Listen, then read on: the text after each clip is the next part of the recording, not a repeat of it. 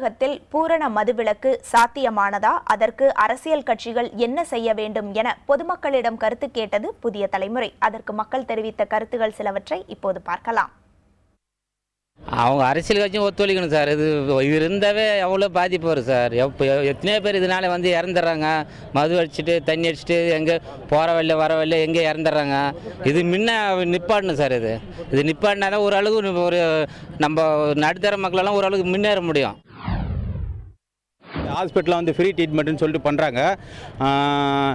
இதில் போகிறது அதிகமாக தான் ஆகுது அவங்களுக்கு செலவு. இதை பார்த்தீங்கன்னா என்னது குடிச்சிட்டு ஹாஸ்பிட்டலுக்கு போகிறவனோட இது அதிகம் முக்கால்வாசின்னு வச்சிங்களா.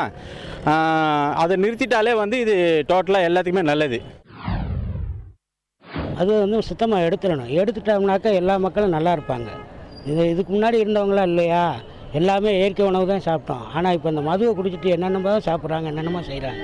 அதனால் அவங்க இருக்க இளைஞர்கள் தான் சாகுறானுங்க ஒழிஞ்சு மித்தபடி யாரும் நல்லபடியாக வந்ததில்லை. அரசாங்கம் மதுவால் வர காசை கொண்டு செய்கிற நலத்திட்டங்களை நிறுத்திட்டு கூட பூர்ண மதுவிலக்கு அமல் பண்ணி மக்களுக்கு அவன் கையிலேருந்து காசை உருவாகம் இருந்தாவே போதும்.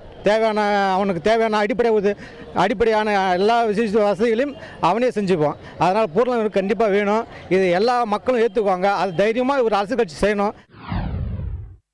அரசாங்கம் நினைச்சாதான் நம்ம கொண்டு வர முடியும். அதையும் படிப்படியாக தான் கொண்டு வர முடியும். உதாரணமாக கேரளா ஹைகோர்ட் ஏன் கடைகளை 5 மணிக்கு மேலே திறக்கூடாது, ரொம்ப அத்தியாவசியமாக காலையில் ஆஃபீஸ் மாதிரி 10 மணிக்கெலாம் திறக்கிறாங்க, 5 மணிக்கு திறந்து ஒரு 8 மணி 9 மணியோட மூடிடலாம். தேவையானவங்க மட்டும் கொஞ்சம் கொஞ்சமாக குறைக்கலாம். ரெண்டாவது மது கடைகளை குறைக்கலாம். மது கடையை ஒழிச்சா தான் நல்லது.